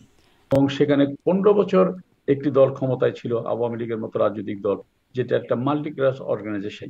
তো সেখানে তো অবশ্যই অসন্তুষ্টিতে ছিল, এটা অস্বীকার করার জায়গা নেই। কিন্তু আমার বক্তব্যটা হচ্ছে এই অসন্তুষ্টি যদি থেকে থাকে, সেটা তো জনগণের সামনে পথ ছিল যে ভোটের মাধ্যমে সেটা পতন ঘটানো ছিল। কি আমিনুল ইসলাম আমিন, সেই পথটা কি ছিল, আপনারা রেখেছিলেন? সেই কষ্টটা রাখিনি। আপনি বলবেন কি করে? আমরা তো ভোট ছাড়া ক্ষমতায় আসিনি। হ্যাঁ, এটা ঠিক, ভোট নিয়ে অনেক বিতর্ক ছিল, কিন্তু আপনি যদি একটু পেছনে ফেরত যান, 14 সালের নির্বাচনের আগে আপনার মনে থাকার কথা, বঙ্গবন্ধু কন্যা তো বিএনপিকে স্বরাষ্ট্র এবং সংস্থাপন সহ 4টা মন্ত্রণালয় অফার করেছিল যে আপনারা আসেন, আমরা একটা ইলেকশন করি। তারা নির্বাচনে আসছেন না। কি করলেন? 535টি স্কুল ভবন জ্বালিয়ে দিলেন, প্রায় 250 জন পুলিশ সহ সাধারণ মানুষকে হত্যা করলেন, এবং 2 থেকে 2.5 মাস পুরো বাংলাদেশ বলা যাচ্ছে যে একটা তপ্ত কড়াইয়ের উপর ভাসছিল, মানে জ্বলছিল বাংলাদেশ। 2018-তে এসে আরো খারাপ। 14 সালে আপনাদের সেই নির্বাচনের পরে একটা নির্বাচন করবার কথা ছিল, মানে সেটা 6 মাসের মাথায় সম্ভবত, সেটি আপনারা করেন নাই। এই কথাটা মার্কেটে আছে, কিন্তু এই কথাটার তো কোনো কে কোথায় কাকে বলেছে এমন কোনো প্রমাণ কেউ দিতে পারেনি। কিন্তু আমার কথা হচ্ছে কি, রাজনৈতিক দল এবং দল পরিচালনার ক্ষেত্রে সাবেক আপনাদের সময়কার সেনাপ্রধান ইকবাল করিম ভূঁইয়া তার ফেসবুকে সম্ভবত তিনি স্ট্যাটাস আকারে লিখছেন যে তিনিও বলছেন যে ওনার উচিত ছিল এটা, ওনাকে কেউ বলেছে কিনা সেটা উনি ক্লিয়ার করতে পারতো। আর ইকবাল করিম ভূঁইয়ার ভূমিকা তো আমরা দেখেছি, উনি সেনাপ্রধান ছিলেন ওই সময়ই, তাহলে উনি কি কাজটা করেছেন? উনি তো সেই সময়, এখন খারাপ সময় উনি এত কথা বলতেছে, উনি তখন মাননীয় প্রধানমন্ত্রীকে এটা পরামর্শ দিতে পারেন, উনি তো দেন নাই। এখন আজকে এসে বড় বড় কথা বলে শুধু বাহাবা নেওয়ার মানসিকতাটা ঠিক না। আমি যেটা বলতেছি, ধরেন গণতন্ত্রে তো নানাবিধ ঘাত প্রতিঘাত আছে, সমালোচনা আছে, ও স্বীকার করার জায়গা নেই। আমরা যদি বলি যে বাংলাদেশের গণতন্ত্র একেবারে পিওর, সেটা আশা করা যায় না। পৃথিবীর গণতন্ত্রের যে অনেকটা আতুরঘর বলা যায় আমেরিকা, সেখানে কি আপনার ক্যাপিটাল হিলে হামলা হয়নি? তা বলে কি সেখানে ভোট বন্ধ হয়ে গেছে? তা বলে কি সেখানে এই যে আপনার এবার ডোনাল্ড ট্রাম্প জেতার পরে ক্যাপিটাল হিলে হামলার যে 1500 জন আসামি, তাদেরকে কি মুক্ত করা হয়নি, মুক্ত করে দেওয়া হয়নি? তা বলে কি এই জন্য কি আমেরিকাতে তার বিরোধী পক্ষ ভাঙচুর বা জ্বালাপোড়া করছে? তারা সেটাকে রাজনৈতিকভাবে মোকাবেলা করছে। তো আমাদের দেশে কি সেটা হতে পারতো না? হতে পারতো, কিন্তু সেটা না করে তো আমরা জ্বালাও পোড়ার মধ্যে চলে গেলাম। তাহলে এখানে তো আপনি শুধু আওয়ামী লীগকে এককভাবে দায়ী করবেন এমন তো নয় যে দেশের ভালো করার দায়িত্ব শুধুমাত্র রাজনৈতিক দল হিসেবে আওয়ামী লীগের, তা তো না, সবার যারা রাজনীতি করে। কিন্তু সরকারে ছিলেন সবাই আপনারা, মানে এটা সে একদম পুরনো এবং বহুল আলোচিত। আমিও এই প্রশ্নটি একাধিকবার করেছি আপনাদেরকে যখনই সুযোগ পেয়েছি, দেশে থাকতে বা দেশের বাইরে এসেও। 14তে হয়ে গেল এরকম একটা ঘটনা, আহ্বান করেছিলেন, হলো না। 18তেও একই রকম, 18তে তারা আসলো, তারপরে একটা নির্বাচন হলো। সেই নির্বাচনটা এত মাত্রায় প্রশ্নবিদ্ধ, নির্বাচন কমিশনের ওয়েবসাইটে তারা যেই হিসেব দিল, তার মধ্যেও এত প্রশ্ন, শতভাগ ভোট পড়লো কতগুলো কেন্দ্রে, 2 শতাধিক কেন্দ্রে। মানে এই যে বিষয়গুলো, সেগুলোর কোনো রকম বিচার হলো না বা কিছুই হলো না। এত অভিযোগ উঠলো দেশে বিদেশে থেকে, আপনারা একদমই আমলে নিলেন না। 24-এ আবার একটা নির্বাচন হয়ে গেল, সেটাও এই আমি দামি নির্বাচন যেটি হলো আর কি, আওয়ামী লীগ বনাম আওয়ামী লীগের মধ্যেই একটা নির্বাচন হয়ে গেল। মানুষ আর কতদিন আসলে এই আস্থা রাখতো যে নির্বাচন বা ভোটের মাধ্যমে সরকার পরিবর্তন করবেন? না, এই জায়গায় মানুষের অসন্তুষ্টি ছিল না, আমি সেটা বলবো না। কিন্তু আপনি যদি 18-র কথাও বলেন, 18 তো ধরেন বিএনপি যে কাজটি করেছে, যে আমরা কিন্তু 18তে নির্বাচনে আগেও বলেছিলাম যে বিএনপির একটা লক্ষ্য থাকবে নির্বাচনকে বিতর্কিত করা। তারা এক একটা আসলে 3-4 জন করে প্রার্থী দিয়ে সেই কাজটা কি তারা করেনি? তারাও তো ওইভাবে মোকাবেলা করতে পারেনি। আমি বলছি না যে তাদের মানে সব দোষ, মানে তাদের সব দোষ, সেটা বলছি না, কিন্তু তারাও তো তাদের কাজটা পালন করতে পারেনি। আমরা কি এটাও দেখিনি যে বিএনপি নয়াপল্টন কার্যালয়ে বিএনপির নেতারাই মনোনয়ন প্রত্যাশারা কি চিৎকার করে বলেনি যে আমি ওখানে টাকা দিইনি, সে কারণে আমরা নমিনেশন পাইনি? এই কথা তখন থেকে উৎসারিত হয়েছে। এগুলো তো আমি এই জন্য বলছি কি, এখানে আমি বলবো না যে এখানে এই অবস্থার জন্য বিএনপির দায়ী অথবা জামাত দায়ী অথবা আওয়ামী লীগ দায়ী না, সেটা বলবো না। আমি বলছি সামগ্রিক রাজনৈতিক নেতৃত্ব কম বেশি এই দায় এড়াতে পারে না, কিন্তু সমস্ত দায় আওয়ামী লীগের উপর চাপিয়ে দেওয়াটাও কোনো আবার যৌক্তিক কথা না। দিলাম আওয়ামী না, লীগ তো সমস্ত দায় মানুষের আওয়ামী দল। লীগের হলো না, কিন্তু আওয়ামী লীগ সরকারে ছিল, আওয়ামী লীগের দায়িত্ব, যেহেতু তারা তত্ত্বাবধায়ক সরকার বাতিল করে সরকারের মানে দলীয় সরকারের অধীনে নির্বাচন করার আয়োজন করলো, তাহলে তো সেই সরকার তো দায়িত্ব তো তারই সবচেয়ে বেশি থাকবে, তাই নয় কি? না, এখানে তো আবার একটা ভুল ইন্টারপ্রেট করা হলো। তত্ত্বাবধায়ক সরকার তো আওয়ামী লীগ বাতিল করে। আপনি দেখুন, তত্ত্বাবধায়ক সরকার ব্যবস্থাটা তো বিতর্কিতই হতো না যদি বিএনপি চিরদিন ক্ষমতা থাকার মানসিকতার জায়গা থেকে, যদি আপনার 2007 সালে, আপনার 2007-এর আগে যদি বিচারপতিদের বয়সসীমা না বাড়ে। তারা কি করলেন, এক সময় তাদের নেতা ছিলেন জনাব হাসান সাহেব, তাকে তত্ত্বাবধায়ক সরকার প্রদান করার জন্য তারা বয়সসীমা 2 বছর বাড়িয়ে দিলেন। অথচ তখন বাংলাদেশের কোন বিচারপতি কোথাও একবারের জন্য হলেও বলেনি যে আমাদের বয়সসীমাটা বাড়ানো, আর যে সেটা বাড়ালো। উনি দায়িত্ব গ্রহণ করতে অস্বীকৃতি জানালেন, দ্যাটস ওয়েল, তাকে ওয়েলকাম, স্বাগত জানাই, সম্মান জানাই, মানুষের মতের প্রতি তিনি শ্রদ্ধা জানাচ্ছেন। কিন্তু কিন্তু আপনি তারপরে 2007-এ এসে যখন তিনি দায়িত্ব নিলেন না, তখন যদি সেই সময়ের তত্ত্বাবধায়ক সরকারের বিধান অনুযায়ী তারা যদি সেকেন্ড অপশনে যেতেন, থার্ড অপশনে যেতেন, ফোর্থ অপশনে যেতেন, তাহলে তো আজকে বিতর্ক হতো না। তারা সবকিছু বাদ দিয়ে তাদের রাষ্ট্রপতিকে একই দ্বারা রাষ্ট্রপতি এবং প্রধান উপদেষ্টা করলেন। তাহলে বিতর্কের শুরুটা তো শারমিন তাদের হাত ধরে।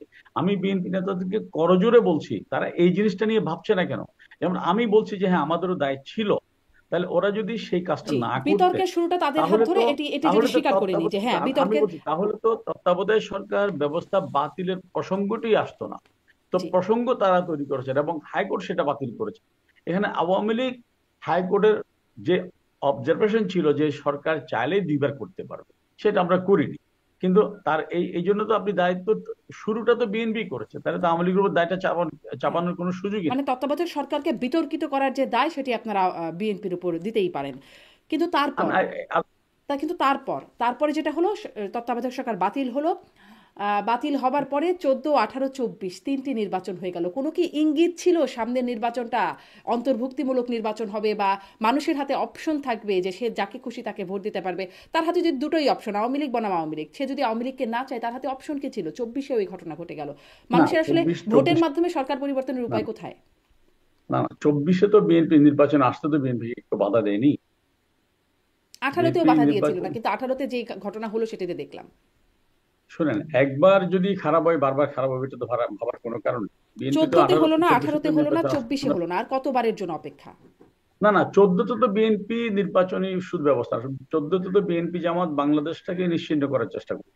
আপনি বলেন না, পৃথিবীতে একটা এক্সাম্পল দেখান, বিএনপি যে হারে 14 সালে অগ্নি সন্ত্রাস করেছিল সেটা তো আপনার আমরা যেটা পড়তাম যে ভারতের এই যে নকশালবাড়ি আন্দোলন, নকশালবাড়ি আন্দোলনে তো এরকম মানুষ হত্যা করা হয়নি, পুড়িয়ে হত্যা করা হয়নি, বিএনপি এবং জামাত যেটা করেছে। তা এই দায়িত্ব কিভাবে আপনি আওয়ামী লীগের উপর চাপান? না, এই দায় আপনাদের উপর না, কিন্তু জনগণ যে ভোট দিতে পারলো না, 14তে পারলো না, 18তে বিতর্কিত নির্বাচন এখন হলো। আমি বলি, জনগণকে ভোট কেন্দ্রে আনতে না পারার ব্যর্থতা অবশ্যই দল হিসেবে আমাদের আছে। আবার অনেক ক্ষেত্রে জনগণও মনে আমাকে করে এটা একটু যে বলেন তো জনাব আমিনুল ইসলাম আমিন, জনগণ আসবে কেন? তার হাতে তো অপশন নাই। সে যদি মানে আওয়ামী লীগকে পছন্দ না করে, যেই জনগণের যেই অংশ, তারা আসলে কোথায় যাবে, কাকে ভোট দেবে, তারা কেন আসবে না, ভোট কেন্দ্রে? আমি আমি আমি সেটা বলছি। আবার একই সাথে জনগণ আসবে কেন, যখন জনগণ দেখতেছে বিএনপির একটা আসনে 3 জন করে প্রার্থী, তাহলে আমি কারে ভোট দিতে চাই? এটাও তো একটা প্রশ্ন জনগণের কাছে। 2018-তে বিএনপি তো 2-3 জনের নিচে কোনো আসনের প্রার্থী ছিল না, তাহলে জনগণ তো শুরু থেকে বিভ্রান্ত ছিল। এখন একটা আসনে বিএনপি শারমিনকেও নমিনেশন দিচ্ছে, আমিনকেও দিচ্ছে, আবার রিপনকেও দিচ্ছে, তাহলে কারে ভোট দিবে? ওই জায়গাতে জনগণের আগ্রহটা শেষ করে দেয়। এগুলো আসলে আমার মনে করি কি শারমিন, এই তর্কগুলোর কোনো শেষ নেই। বাট আমি যেটা বলতে চাই যে আপনার গণতন্ত্র নিয়ে কম বেশি সারা পৃথিবীতেই আলোচনা সমালোচনা আছে। আপনি ভারতের কথা বলেন, পশ্চিমবঙ্গের কথা বলেন, সব জায়গায় আছে এটা কম বেশি বিতর্ক হয়। কিন্তু তার মানে তো এই নয় যে গণতন্ত্রকে কবর দিতে হবে। আপনি বলা হয় যে গণতন্ত্রের সর্বনিকৃষ্ট যদি পন্থা, সেটিও কিন্তু অগণতান্ত্রিক ব্যবস্থার চেয়ে ভালো, এবং সেটি আজকে বাংলাদেশের মানুষ হারে হারে টের পাচ্ছে। কি নারী, আচ্ছা, কি পুরুষ, কি তাহলে কি ধনী, কি আপনি গরিব। বলবেন যে সেই নির্বাচনগুলো গণতান্ত্রিক এক নির্বাচনই ছিল, মানে 14, 18, 24 নির্বাচন? আপনি সেগুলো তো নির্বাচন ছিল, আমরা তো বন্দুকের নলের মুখে ক্ষমতা দখল করিনি। হ্যাঁ, আমি বলছি যে সেই নির্বাচনগুলো হয়তো ত্রুটিপূর্ণ ছিল, কিন্তু আপনি তো নির্বাচন ছিল, এটা তো স্বীকার করার জায়গা নেই, আপনি তো এটা বলতে পারবেন না। জি, মানে সেই নির্বাচন এবং ত্রুটিপূর্ণ ছিল, ত্রুটিপূর্ণ নির্বাচনে আওয়ামী লীগ ছাড়া আর কারো আসার কোনো অপশন ছিল না। 2024-এর নির্বাচনে যদি বিএনপি সহ অন্য রাজনৈতিক দলগুলো যদি অংশগ্রহণ করতো, তাহলে তো হয়তো এই পরিস্থিতি না হইতো। আপনি যেটা বলছেন যে আওয়ামী লীগের এগেনস্ট আওয়ামী লীগ সে প্রার্থী হওয়ার সম্ভাবনাও ছিল না। আপনি দেখুন, আমরা 1978 সালে জিয়াউর রহমান রাষ্ট্রপতি পদে নির্বাচন করি। তখন বাংলাদেশে আওয়ামী লীগ লেখাটাই একটা ভয়ঙ্কর বিষয় হয়েছে। জানি না তখন আপনার বয়স কত। 1982 সালে আমি নিজে জয় বাংলা স্লোগান লিখতে গিয়ে গ্রেপ্তার হয়েছিলাম, 82 সালেও। কিন্তু 78 সালেও আওয়ামী লীগ জিয়া রহমানের বিরুদ্ধে রাষ্ট্রপতি নির্বাচন প্রতিদ্বন্দ্বিতা করেছিল। এবং 79 সালে আমার মনে আছে স্পষ্ট করে যে সেই সময়েও যে আওয়ামী লীগের যারা প্রার্থী ছিল তারা ক্যাম্পেইন করতে পারেনি, তাদের উপর হামলা করা হয়েছে দফায় দফায়। তবু কিন্তু আওয়ামী লীগ নির্বাচনে ছিল, কারণ মানুষের কাছ থেকে সমর্থন আদায় করার বা সমর্থন পাওয়ার একমাত্র মাধ্যম গণতান্ত্রিক রাজনৈতিক দলের জন্য নির্বাচন। সেটা তো আপনাকে করতে হবে। আওয়ামী লীগ তো কোনো আপনার যে গোপন সংগঠন না যে আমরা নির্বাচনে যাব না, অথবা আমরা অন্যভাবে বিপ্লব করে ক্ষমতা দখল করবো, অথবা আমরা আর্মিকে দিয়ে ক্ষমতা দখল করবো, সেই রাজনীতি আমরা করি না। আপনি কি আমি মনে তো করেন মনে করি জনাব আমিনুল ইসলাম আমিন, আপনি কি মনে করেন যে বিএনপি জন্ম যদিও বা রাজস্বিক প্রক্রিয়ায় ক্ষমতায় থেকে, কিন্তু তারা তো দীর্ঘদিন গণতন্ত্রের জন্য রাজপথে ছিল, এটা অস্বীকার করার জায়গা নেই, বিশেষ করে এরশাদের ক্ষমতা দখলের পর থেকে। তাহলে তাদের কাছ থেকে তো মানুষ সেটা প্রত্যাশা করে, আমিও একজন রাজনৈতিক কর্মী হিসেবে সেটা প্রত্যাশা করি। জি, এই যে মানে যে তিনটে নির্বাচন নিয়ে আমরা কথা বলছি, আমাদের দেশের সব নির্বাচনেই কম বেশি মানে সূক্ষ্ম কারচুপি, স্থূল কারচুপি, অনেক কিছু আমরা শুনে শুনে অভ্যস্ত। কিন্তু এই তিনটা নির্বাচনে আপনারা যে ব্যাখ্যাটা দিচ্ছেন, জনগণ সেই ব্যাখ্যাতে কনভিন্সড বলে আপনারা বিশ্বাস করেন? এটা জনগণ তো আমাদের সবকিছুতে কনভিন্স হবে সেটা ভাবার কোনো কারণ নেই, এটা জনগণের অধিকার। জনগণ সব জায়গায় কনভিন্স হবে এটা ভাবার কোনো কারণে। আবার জনগণ যে এখন আওয়ামী লীগকে কত তীব্রভাবে অনুভব করছে, এটা তো আপনি নিশ্চয়ই বাংলাদেশে আপনার আত্মীয় স্বজন কেউ থাকলে ওদের সাথে কথা বললে বুঝতে পারবেন। জনগণ তো এখন চাচ্ছে যে আমরা তো এই ঘরে ঘরে এখন তো অবস্থা হচ্ছে কি, ঘরে ঘরে বন্যা ধর্ষিতা হচ্ছে। এটার জন্য তো মানুষ এখন অনেকে বলছে যে এটা কিভাবে সম্ভব যে শেখ হাসিনা আপনি একজন নারী হয়ে এতগুলো শয়তানকে কিভাবে আপনি বোতলবন্দি করে রেখেছিলেন। এখন হাদিসে বলা হয়েছে যে রমজান মাসে শয়তানকে বন্দি করে রাখা, কিন্তু রমজান মাসে যে হচ্ছে দর্শন উৎসব হচ্ছে, খুন হচ্ছে, মনে হচ্ছে শয়তানের একটা উৎসব চলছে। তো এখন জনগণ যে মানুষকে চায়, আওয়ামী লীগকে চায়, শেখ হাসিনাকে চায়, সেটি তো আপনি আজকে যে কোনো ফর্মে একটা সার্ভে করে দেখেন, সেটা আপনি অনলাইনে সার্ভে করেন অথবা টেলিফোন করে একটা সার্ভে করেন, সার্ভে অবশ্য আপনি জবাব দেখছিলাম, পেয়ে যাবেন। প্রাক নির্বাচন জরিপ, একটা ইনোভেশন একটা কি যেন সংস্থা তারা করছে, এই নামটা আমি পুরোপুরি এখন বলতে পারছি না। তারা দেখছিলাম বিএনপি, জামাত, আওয়ামী লীগ হচ্ছে 3 নম্বরে সম্ভবত আছে সেখানে। এইটা বোধহয় আপনি দেখছিলেন একেবারে হয়তো 7-8 না না না, আগস্টের এটা এই যে আগস্টের কিছুদিন প্রথম আগেই দিকে। করা, এটা খুব বেশি দিনের না। আমি এটা আপনি আপনি বাস্তবতার সাথে মিলে কিনা দেখেন এই জরিপগুলো। আপনি তো একজন সংবাদকর্মী এবং সিনিয়র সাংবাদিক আপনি। জি, মানে বাস্তবতার সাথে মেলে কিনা সেটা দেখার জন্য সেই নির্বাচনের দরকার, যেটি আসলে অনেক দিন ধরেই মানুষ আসলে দিতে পারে না। আপনাকে বিরুদ্ধে বলি দুর্নীতির অভিযোগ, আপনাদের বিরুদ্ধে অর্থ পাচারের অভিযোগ, নির্বাচন, তিনটি নির্বাচন, যেখানে জনগণ তাদের প্রাপ্য ভোটাধিকার শুনেন, দিতে প্রয়োগ এবার করতে আমি পারে নাই। আমি আপনাকে আমার কথাটা আপনি শুনেন। যারা আমাদেরকে ফ্যাসিস্ট বলছে, যারা আমাদেরকে বলছে রাজনীতি করতে দেবে না, তাদেরকে বলেন না এটা জনগণের হাতে ছেড়ে দাও। তারা বলে না জনগণের হাতে ছেড়ে দাও মানে কি, everybody is free to do politics. ঠিক আছে, জনগণ যাদেরকে ভোট দিবে তারা আসবে। আওয়ামী লীগকে এত ভয় কেন? আপনার প্রশ্নে উত্তর আছে। আওয়ামী লীগকে এত ভয় কেন? ভয়টা কেন জানেন? ঠিক আছে, যে 3টা নির্বাচন নিয়ে প্রশ্ন, যেটাকে আমি for the sake of controversy, for the sake of argument, আমি 3টা নির্বাচন বাদ দিলাম। 14, 18, 24 3টা নির্বাচন বাদ দিলাম। তার আগের যে 4টা নির্বাচন ক্যাটেগরি গভর্নমেন্টের সময় হয়েছিল, অনেকটা সেনাবাহিনীর নিয়ন্ত্রণে, সেই 4টা নির্বাচনের ফলাফলটা কি? আমরা প্রায় 40% vote, 39 point something. Second highest কে? বিএনপি, 34.5%। খেয়াল করেন 4টা নির্বাচন অ্যাভারেজ। তো আমরা এই প্রায় 40%, সেটা হচ্ছে কি 14 আগের হিসাব, 2008 পর্যন্ত। এই 4টা নির্বাচনে অ্যাভারেজে আমাদের 40% ভোট। আমি মনে করি পরে আরো কিছু ভোট বেড়েছে। যদি নাও পারে, 40% জনগোষ্ঠী, single largest political party in the country, তাকে আপনি ফ্যাসিস্ট আখ্যা দিয়ে মানে এই 15 রাজনীতি বছরে করতে কমে নাই, দিবেন না। বেড়েছে। বেড়েছে, বাড়বে। আমার উদাহরণ হিসেবে আমার কনস্টিটুয়েন্সিতে বেড়েছে, নিউট্রালি বলছি আমি, সারা দেশে বেড়েছে। আচ্ছা না বাড়ে, আমি বললাম বাড়বে না। এই আপনার 40% ভোট, 40% মানুষের আপনি ভোটকে ডিনাই করে আপনি আমাদেরকে রাজনীতির বাইরে রাখবেন। তো মানে এই এটা আপনি যদি এই বাস্তবতা গণতন্ত্র হয়, চর্চা ডক্টর করেন। সেলিম মাহমুদ, আমি এখন যদি আপনাকে বলি, বাস্তবতা আমি হয়, আপনাকে তাহলে কেন এই আমি 3টি আপনাকে নির্বাচন এভাবে হলো? কেন আপনারা মানে একদম আমি অংশগ্রহণমূলকভাবে তো একটা নির্বাচন দিয়ে কেন শুনেন শুনেন মানে আপনি তো আপনি বহু বছর ধরে টক শো করছেন, আপনি জানেন 14 নির্বাচনে তারা আসেনি, 18 নির্বাচনে আসবে দায়সেরা গোছের, হ্যাঁ, আনপ্রিপার্ড অবস্থায়।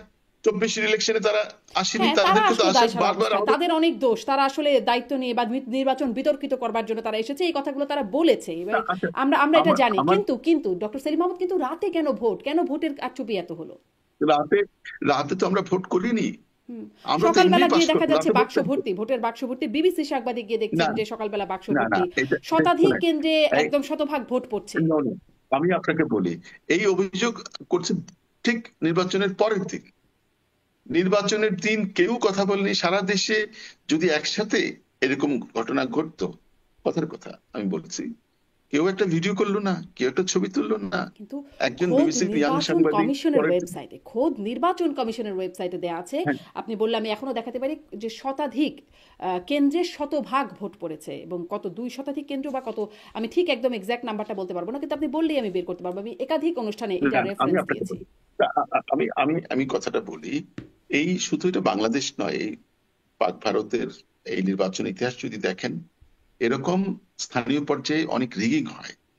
যে ক্যান্ডিডেট এখন স্থানীয় পর্যায়ে রিগিং হয়তো হয়েছে, আপনার আপনার জেনারেল জিয়ার সময় এরকম কি হয়েছিল, আপনার ভোটের যে ধরেন ভোট ছিল সেখানে 6,000, ভোট পড়েছে 7,000, ব্যালট পেপারে ছিল 6,000। তো সেটা তো কোনো কথা না। আমার কথা হচ্ছে যে সেই দেখেন, আহ, আমরা বললাম 3টা নির্বাচনকে কথার কথা আমরা ডিফেন্ড করছি আমাদের জায়গা থেকে, আমরা ডিফেন্ড করবোই, সারা জীবন করে যাব। তারপরেও আমি আপনার কথায় আসলাম, ঠিক আছে, সেই যারা আমাদেরকে আহ বলছে যে আমরা রাজনীতি করতে পারবো না, তাদের উদ্দেশ্যে বলছি, ঠিক আছে, তোমরা বলছো যে 3টা নির্বাচন কন্ট্রোভার্সিয়াল ছিল, মানলাম, তোমাদের কথাই মানলাম। 3টা নির্বাচন বাদ দিয়ে 4টা নির্বাচনে যেটা তত্ত্বাবধায়ক সরকার নির্বাচন হয়েছিল, সেটার ফলাফল কি? সেখানে তো আমরা 40% ভোট পেয়েছি। সেই 40% জনগোষ্ঠীকে বাদ দিয়ে আপনি দেশে গণতন্ত্র করবেন, নির্বাচন করবেন, জি, সেটার কোনো সুযোগ সেটা নাই, কি সেটার কোনো সুযোগ গণতান্ত্রিক? নেই, সেটা স্পষ্ট। এখন তাহলে ফেসিস্টকে আমি আপনাকে প্রশ্ন করি, কিসের জন্য বিচার হবে? দারিদ্রতা দূর করেছি এই জন্য বিচার হবে? গরিবের পেটে ভাত দিয়েছি? একটি জিনিস বলছেন তিনি, ভোটের অধিকার ফিরিয়ে দিয়েছি, মানে যেই দায়টা দেওয়া হয় আওয়ামী লীগ সরকারের বিরুদ্ধে, ভোটের অধিকার কেড়ে নেওয়া, তিনি বলছেন ভোটের অধিকার ফিরিয়ে দিয়েছি। আপনি কি বলবেন? মানুষের, জনগণের রাজনীতিকে আপনি শুনেছেন, মানুষের কাছে দেখেছেন ভোটগুলো কেমন হয়েছে। আসলে ভোটের অধিকার কি আওয়ামী লীগ সরকার ফিরিয়ে দিয়েছে না কেড়ে নিয়েছে? বাংলাদেশের 54 বছরের ইতিহাস যদি দেখে থাকেন তাহলে দেখবেন নির্বাচিত সরকারের প্রধান জাতির পিতাকে 75-এ সামরিক অভ্যুত্থানে বিদেশি বিদেশি চক্রান্তে হত্যা করা হয়েছে। গণতন্ত্রের শেষ সময়ে কবর হয়েছে। পরবর্তীকালে জিয়াউর রহমান ক্ষমতা নেন এবং তিনিও 81 সনে তিনিও কিন্তু সামরিক বাহিনীর হাতে নিহত হয়েছেন। তৎপরবর্তীকালে জিয়াউল এরশাদ ক্ষমতা নেন, সেখানেও কিন্তু গণতন্ত্র ছিল না। পরবর্তীকালে এরশাদ বিরোধী আন্দোলনের মাধ্যমে কিন্তু বাংলাদেশে গণতান্ত্রিক অবস্থার, সঠিক গণতান্ত্রিক না হলেও আপেক্ষিক গণতান্ত্রিক অবস্থা বাংলাদেশে ফিরে আসে এবং বেশ কয়েকটি নির্বাচন হয় যেটি নিয়ে কিন্তু সমালোচনা কম রয়েছে। এবং সেই নির্বাচনটি 3টি ধারাবাহিক নির্বাচনের পরে তৃতীয় নির্বাচনটি 2টি নির্বাচনের পরে 91 এবং 96-তে যেই ফেব্রুয়ারি নির্বাচনটি একটি নির্বাচন হলো যেটি দেশের মানুষ গ্রহণ করলো না। পরবর্তীতে 96-এর জুন এবং 2001 এবং 2008-এর নির্বাচনটি গ্রহণযোগ্য বলে মানুষ মনে করে। সুতরাং গণতান্ত্রিক আন্দোলনে বাংলাদেশ আওয়ামী লীগ, শুধু গণতান্ত্রিক আন্দোলনে, স্বাধীন সার্বভৌমত্ব বাংলাদেশ গঠনে আওয়ামী লীগের ভূমিকাকে কেউ অস্বীকার করতে পারবে না। এমনকি স্বাধীনতা পূর্ব ভাষা আন্দোলন থেকে শুরু করে এবং স্বাধীনতা পরবর্তী যত একদম গণতান্ত্রিক 2008 আন্দোলন হয়েছে, পর্যন্ত আপনি বলছিলেন। তারপর পরিবর্তিত পরিস্থিতির কারণে বিভিন্ন দল নির্বাচন, যেমন বিএনপি 96 নির্বাচন করেছিল, জিয়াউল এরশাদ 86-88-তে নির্বাচন করেছিল, যেমন জিয়াউর রহমান 79-তে নির্বাচন করেছিল। নির্বাচন সম্বন্ধে বিতর্কের উদ্ভব হয়েছে এবং অতিরিক্ত বিতর্ক হয়েছে এই নির্বাচনগুলোতে। আমরাও মনে করি যে বাংলাদেশে অবশ্যই একটি শক্তিশালী নির্বাচনী ব্যবস্থা গড়ে ওঠা দরকার, যার মাধ্যমে দেশের জনগণ অন্তত তাদের মনের মতো মানুষটিকে, তাদের পছন্দের মানুষটিকে বেছে নিতে পারবে। কিন্তু সেই অবস্থা আসলে বাংলাদেশের কোন রাজনৈতিক দলের মধ্যে আছে কিনা সেটা বাংলাদেশের জনগণ নিয়ে, যে পাবলিক পারসেপশনের কথা বললেন, প্রমাণ করতে পারবেন কিনা জানি না, কিন্তু পারসেপশন একটি কিন্তু আছে। যেই কারণেই ছিল তত্ত্বাবধায়ক সরকার, তারপরে সেটাকে বাতিল করা কেন? মানে রাজনৈতিক দলের উপর এই ভরসাটা নাই, যেই যায় লঙ্কায় সেই হয়েছে রাবণ। এই জন্যই তত্ত্বাবধায়ক সরকারের ব্যবস্থা, যে যেন তারা একটা নিরপেক্ষ নির্বাচন করতে পারে। সেই ব্যবস্থাটাকে এত আন্দোলনের পরেও আপনারা আমলেই নিলেন না। মনে করেন যে সেটি আসলে একটা ভুল জায়গা ছিল, আওয়ামী লীগ ভুল করেছে? ভুল শুদ্ধ বিচার করবে জনগণ এবং জনগণের উপরে ছেড়ে দেন। একটা জরিপ করেন। আমার ব্যক্তিগত মতামত, আমি একটা বললে আপনি সেটা 100 ভাগ ধরে নেবেন, সেটা ভুল হয়ে যাবে আমাদের জন্য। আপনি একটা জরিপ করেন আপনার পক্ষ থেকে এবং সেই জরিপের ফলাফলটা নিয়ে আমরা পরবর্তীতে আলোচনা করতে পারি। জি, আপনি কি মনে করেন, মানে জনগণের তো একটা মতামতের প্রতিফলন, আপনি বলছেন জনগণ বিচার করবে, একরকম বিচার তো জনগণ করলোই। আপনি কি মনে করেন তত্ত্বাবধায়ক সরকার ছাড়া, আপনি নিজেই বলছিলেন যে রাজনৈতিক দলগুলো, আমাদের সেই রাজনৈতিক দলগুলোর উপরে সেই ভূমিকা তারা পালন করতে পারে নাই, তাহলে সেই রাজনৈতিক দলগুলোর আপনি দেখেন, রাজনৈতিক দলগুলোর সম্মেলনগুলো দেখে থাকেন, বাংলাদেশ আওয়ামী লীগ তবুও 3 বছর পর পর, 3.5 বছর পর পর সম্মেলন করতো। বাংলাদেশের অন্য রাজনৈতিক দলগুলো স্বাধীনতা পরবর্তীকালে, বিএনপির কথা ধরেন, 43-44 বছরের একটি দল, মাত্র সম্ভবত 6বার সম্মেলন করেছে তারা, এবং তারা কমিটি করেছে, এখনো তারা কমিটি করছে ঘর থেকে। সুতরাং বাংলাদেশের রাজনীতি, একটা রাজনীতিবিদ যে ক্ষমতায় যায় সেই রাবণ হয় কিনা জানি না, তবে যারা দল করেন তারা নিজেদেরকে আসলে জনগণের কথা চিন্তা করেন কিনা সেটাও বিবেচনা করে দেখতে হবে। করেন নিশ্চয়ই, তবে হয়তো আমরা বুঝতে পারি না, জনগণ বুঝতে পারে না। জি, আপনি মানে ওই প্রশ্নটা আপনি যদি বলেন আপনি কি মনে করেন, আপনি একজন রাজনীতিক, আপনি জনগণ, আপনি জনগণের অংশ, আপনি একজন ভোটার, তত্ত্বাবধায়ক সরকার আপনার কি মনে হয় সেটি আমাদের বাস্তবতা একটা কার্যকর মানে একটা কার্যকর জিনিস, নাকি আপনারা যা করেছেন সেটি ঠিক? আমি মনে করি বাংলাদেশে একটি সঠিক শক্তিশালী নির্বাচনী ব্যবস্থা গড়ে ওঠা দরকার। পৃথিবীর পাকিস্তান ছাড়া কিন্তু কোথাও তত্ত্বাবধায়ক সরকার নেই। পৃথিবীর বিভিন্ন দেশের নির্বাচন সম্বন্ধে কিন্তু কোনো প্রশ্ন ওঠে না। আমরা যদি নিজেরা শক্তিশালী নেই, তত্ত্বাবধায়ক সরকারের কথা বলবো, এই যে 111-এর সরকার আসলো, 3 মাসের কথা বলে 2 বছর থাকে। তারা আর্মি দিয়ে সমস্ত ব্যবসা প্রতিষ্ঠান থেকে শুরু করে রাজনৈতিক নেতা কর্মীদের অত্যাচার করলো, পরবর্তীতে তারা এসকেপ রুট নিল। তারাও যে খুব একটা ভালো করেছে তাও কিন্তু না। আপনি 2001-এর কথা চিন্তা করে দেখেন, শপথ নিয়ে ফেরার আগেই কতজন সচিবকে পরিবর্তন করে দেওয়া হলো, রাজনৈতিকভাবে লন্ডভন্ড করে দেওয়া হলো কোনো রাজনৈতিক দলকে সুবিধা দেওয়ার জন্য।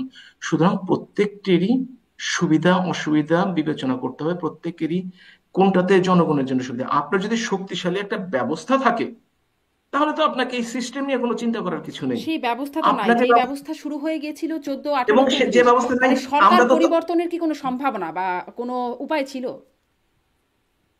কোনটা মানে কোন সরকার 14, 18, পরিবর্তন? 24 তিনটি নির্বাচন, এইরকম নির্বাচনে সরকার পরিবর্তনের কি কোনো মানে উপায় ছিল? সেটা অবশ্য বিরোধী দলকে জিজ্ঞেস করতে হবে, তারা কেন তাদের দায়িত্বটি পালন করেনি।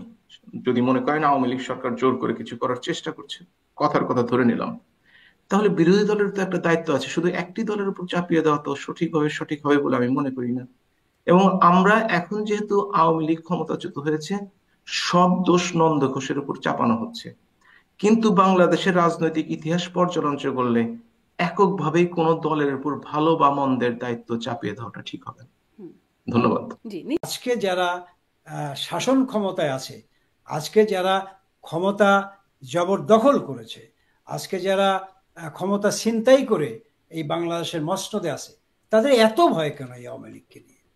তাদের এই আওয়ামী লীগকে নিয়ে এত ভয় কিসের? লেট দি পিপল ডিসাইড যে আওয়ামী লীগ জনবিচ্ছিন্ন না আওয়ামী লীগ জনগণের বন্ধু। এটা মানুষকে ভাবতে দেন, মানুষকে সেই সুযোগটা দেন, মানুষ ঠিক করুক। আপনি আমি এই কি বলে মিডিয়ায়, এই পত্র পত্রিকায় এইসব কথাবার্তা বলে তো আসল সত্যকে মানে প্রকাশ করার আড়ালে রাখা হবে। সুতরাং এইসব কথা বলার তো জনগণ কিভাবে ডিসাইড করবে? যে মানে জনগণকে ডিসাইড করতে দেন, আপনি বলছেন কিভাবে ডিসাইড করবে? জনগণকে ডিসাইড করবার সোজা রাস্তা তো একটাই, সোজা রাস্তা একটাই। আপনি একটা নিরপেক্ষ তত্ত্বাবধায়ক সরকারের অধীনে একটা নির্বাচন দেন। ঠিক এই কথাটাই জনাব আব্দুর রহমান একই লাইন বিএনপি এতদিন বলেছে, মানে যখন আপনারা ক্ষমতায় ছিলেন ঠিক একই লাইন বলেছে যে জনগণকে এত ভয় কেন, তখন বলেছে, তখন আসলে ঠিক এই জায়গাটায় আওয়ামী লীগ ছিল, যে আওয়ামী লীগের এত ভয় কেন, একটা নিরপেক্ষ নির্বাচন দেন তত্ত্বাবধায়ক সরকারের আমলে। ঠিক একই লাইন বলেছে, আপনার কি মনে পড়ে? আমার আমার আমার কথা আপনাকে এখানে খুব স্পষ্টভাবে বলি। বাংলাদেশ আওয়ামী লীগ এবং আওয়ামী লীগের সরকার তিনটি নির্বাচন করেছে, যেই তিনটি নির্বাচন নিয়ে আপনাদের মতো মিডিয়ায় এবং বিভিন্ন রাজনৈতিক দলগুলো একটা বিতর্কিত নির্বাচন বলে। তাদের উদ্দেশ্যে এবং আপনাদের উদ্দেশ্যেও বলি যে বাংলাদেশ আওয়ামী লীগ এবং সেই সরকার প্রধান মাননীয় প্রধানমন্ত্রী শেখ হাসিনা, তিনি বাংলাদেশের সংবিধানের প্রতি নিঃশর্ত আনুগত্য থাকবার কারণে, সেই সংবিধানকে সমুন্নত রাখবার জন্যই কিন্তু তিনি সংবিধান সম্মতভাবে তিনটি নির্বাচন করেছে। হয়তো সেই নির্বাচনে সেই নির্বাচনে অনেকেই অংশগ্রহণ করে নাই, অনেক অংশগ্রহণ করেছে।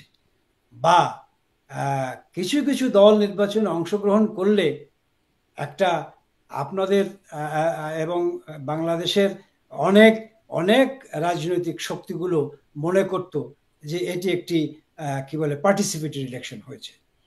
তো তারপরও বলবো এটি একমাত্র সংবিধানের কি বলে যে আনুগত্য প্রকাশ, সংবিধানকে সমুন্নত রাখবার ধারাবাহিকতা রক্ষার্থেই কিন্তু এই নির্বাচনগুলো করতে হয়েছে। মানে তাতে জনগণ ভোট দিতে পারুক বা না আমি পারুক। বলি, বলুন।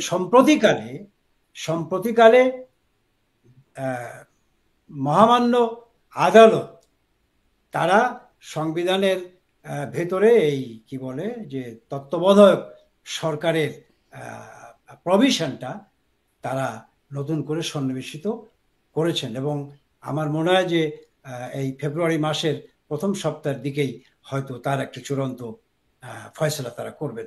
তো সুতরাং আমরা যে নিরপেক্ষ সরকারের অধীনে নির্বাচনের কথা বলছি, সেটি এই সংবিধানের আওতার মধ্যে থেকেই কিন্তু বলছি, সংবিধানের বাইরে যে আমরা বলছি না।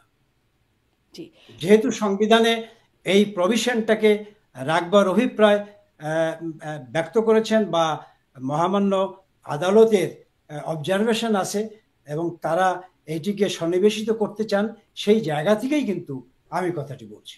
জি, তাহলে মানে যদি ডক্টর ইউনূস তত্ত্বাবধায়ক মানে এখন যে অন্তর্বর্তীকালীন সরকারটি আছে সেই সরকার একটি নির্বাচন আয়োজন করলে, যদি আপনাদেরকে বলা হচ্ছে, তারা বলছেন যে আপনাদেরকে নির্বাচনে অংশগ্রহণ করতে দেয়া হবে না, আন্দোলনকারীর মানে প্রধান আন্দোলনের নেতৃত্বে যারা ছিলেন ছাত্ররা এরকমটা বলছে, বৈষম্য বিরোধী ছাত্ররা, অনেক রাজনৈতিক দলই অবশ্য তাদের সাথে সহমত নন। যদি আপনারা নির্বাচন করেন, আপনারা কি মনে করবেন যে মানে স্বস্তির সাথে নির্বাচন করবেন, যে সব ঠিকঠাক আছে, কোনো আপত্তি থাকবে না আপনাদের? আপনাকে একটা কথা বলে দিই, আপনার কাছে উত্তরটা আমি আশা করি। আওয়ামী লীগকে কোনো অবস্থাতে নির্বাচন করতে দেওয়া হবে না, এটি কোন ফ্যাসিবাদী উক্তি? আওয়ামী লীগকে ফ্যাসিবাদ বলা হয়, স্বৈরাচার বলা হয়, এই উক্তিটি মানে ফ্যাসিবাদের একটা চরম জায়গায় গিয়ে বলতেছে কিনা, এটা আপনার কাছে আমি জানতে চাই। এটি কোনো গণতান্ত্রিক ভাষা? এটি কোনো চলমান রাজনৈতিক যেই কি বলে যে কৃষ্টি কালচার, এটি তার মধ্যকার ভাষা, নাকি এটি কোন ভাষা? জি, সেই প্রশ্নটি আপনি করতেই পারেন। সেই প্রশ্নটি করা যে খুব অযৌক্তিক তাও নয়, এই প্রশ্নটি আপনি করতেই পারেন, কোনো দল কেন নির্বাচন করতে কেউ দেবে না, এই সিদ্ধান্তটা কিভাবে? আমি বলছি সিম্পলি ইট ইটসেলফ ল্যাঙ্গুয়েজ, যেই শব্দ চয়ন করেছে সেই শব্দ চয়নটিকে আপনি কিভাবে বিবেচনা করেন? জি, আপনি মানে কি মনে করেন? জি, এই প্রশ্নটি আপনি করতে পারেন। যাদের মুখ থেকে এই ধরনের কথা বের হয়, যারা এই ধরনের কথা বলতে পারে, তারা যখন একটা গণতান্ত্রিক রাজনৈতিক শক্তিকে, তাদের ভুল ভ্রান্তি থাকতেই পারে, আছে, আমি স্বীকার করি, সেই শক্তিকে যখন তারা ফ্যাসিবাদ বলে, তাহলে এরা কি? তাহলে এদেরকে আপনি কি ভাষায় বলবেন? এর উত্তর নিশ্চয়ই আপনার কাছে এই মুহূর্তে জানা নাই।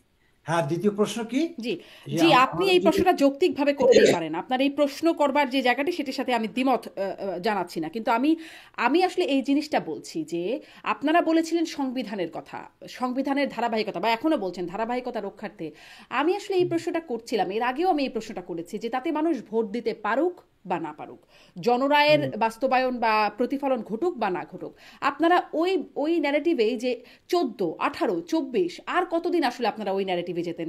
দেখছেন যে আপনি বিরোধী দলের দায় দিচ্ছেন, সেই দায়টা যদি দিয়েও থাকে বিএনপিকে বা অন্য রাজনৈতিক দলগুলো যারা অংশগ্রহণ করলো না, এরকমভাবে আপনারা কতদিন চালানোর পরিকল্পনা করেছিলেন? আমার মনে হয় আপনি আগের প্রশ্নটা থেকে সরে এসছেন। এইরকম ভাবে কি বলে মানে কথাটা আমি মানে হারিয়ে ফেলেছি। আমি কি আবার মানে আমি বলছিলাম যে আপনি এই সরকারের কথা বলছেন, যে তত্ত্বাবধায়ক সরকারের অধীনে নির্বাচনের কথা, সংবিধানের ধারাবাহিকতার কথা, মানে আপনাদের সময় আপনারা ওই সংবিধানের ধারাবাহিকতার কথা বলেছেন, এখনো বলছেন সংবিধানের ধারাবাহিকতার কথা, কিন্তু তাতে আসলে জনগণ ভোট দিতে পারুক বা না পারুক, জনরায়ের প্রতিফলন ঘটুক বা না ঘটুক, তাতে আসলে খুব কিছু যায় আসে না। মানে 14, 18, 24 তার প্রতিফলনটা হয় নাই বা জনগণ ভোট দিতে পারে নাই। এই বাস্তবতায় আপনাদের আর কতদিন আসলে এভাবে এই প্রয়াসটা, সংবিধানের ধারাবাহিকতা রক্ষার ন্যারেটিভটা চালিয়ে যাবার? শুনেন শারমিন, আপনি আমার একটা পছন্দের মানুষ, আপনি আহত হেন না, এবং যারা এই কথা শুনে যদি কেউ আহত হয়, তাদের কাছে আমি দুঃখ প্রকাশ করব। এই পদ্ধতিতে মানুষ ভোট দিতে পারে নাই, এই কথাটা তাদের রাজনৈতিক কথা। মানুষ ভোট দিতে পারে নাই কেন? আমি 2024 সালে একটা নির্বাচন করেছি, সেই নির্বাচনে আপনার 3 জন প্রার্থী ছিল। দর্শক সাক্ষাৎকার শুনছেন, আওয়ামী লীগ এখন সুষ্ঠু নির্বাচন চায়। যে সুষ্ঠু নির্বাচনের জন্যই তাদের পালিয়ে যেতে হয়েছে, যেই সুষ্ঠু নির্বাচন না করার কারণেই তাদের সব ছেড়ে পালিয়ে যেতে হয়েছে। এখন সেই আওয়ামী লীগ আবার সুষ্ঠু নির্বাচন চায়। দর্শক, আওয়ামী লীগের শুধুই বুদ্ধি উদয় হয়েছে এমন নয়, তারা এখন বিপদে পড়েছে, আর এই জন্যই তারা সুষ্ঠু নির্বাচন চায়। তো আওয়ামী লীগ নেতাদের আলোচনা শুনেছেন, আমি আসলে আপনাদেরকে শোনালাম এই জন্য তারা তাদের এই আলোচনা কোনো অনুতপ্ততা নেই, নিজেদের ভুলের যে একটা প্রায়শ্চিত্ত সেটা তারা করতে চায় না। অতএব তারা এখনো পর্যন্ত এই গণহত্যার পক্ষেই সাফাই দিতে চায়। তো যারা দেশে বসে আওয়ামী লীগকে পুনর্বাসন করতে চায় বা যারা আওয়ামী লীগের পক্ষে কথা বলে কিছু সুশীল, তাদেরকে ভাবা উচিত এবং তাদের এই সমস্ত আলোচনা শোনা উচিত তারা আসলে কি করতে চাচ্ছে। তো বুঝতে হবে, তারা যদি না বুঝে ওই সমস্ত বাংলাদেশে বসবাসরত সুশীলরাও যারা আওয়ামী লীগের পক্ষে কথা বলে তারাও মূলত আওয়ামী লীগ, তারা সুশীল আওয়ামী লীগ। তারা চায় তাদের যে জমিদারি আবার সেটা ফিরে আসুক, কারণ আওয়ামী লীগ আমলেতে তারা জমিদারি জীবনযাপন করেছে, সেই জমিদারি জীবনযাপন যদি আবার ফিরে আসে তাহলে সমস্যা কোথায়? আর সেটার জন্য তারা আওয়ামী লীগের পক্ষে কথা বলে। তো যারা দেশকে স্বাধীন করেছে এবং যারা দেশকে নেতৃত্ব দিচ্ছে তাদের ভাবতে হবে যে আওয়ামী লীগ কি আসলে ফিরে আসা উচিত। তাদের ভাবতে হবে আওয়ামী লীগ ফিরে আসলে কি করতে পারে। নেতৃত্বে আছে ছাত্র জনতা, বর্তমান যে অন্তর্বর্তী সরকার যারা নিয়ন্ত্রণ করছে তাদের কোনো ক্ষমা হবে? তাদেরকে আওয়ামী লীগ মাফ করবে? তারা যদি কোনোদিন সুযোগ পায়, মনে রাখতে হবে আপনাদের কোনোদিন আওয়ামী লীগ মাফ করবে না। আপনাদেরকে মেজর বজলুল হুদার মতোই অবস্থা হবে। এই জন্য আওয়ামী লীগ ফিরে আসার আগে আপনাদের ভাবতে হবে যে আপনারা আসলে কি করতে চান।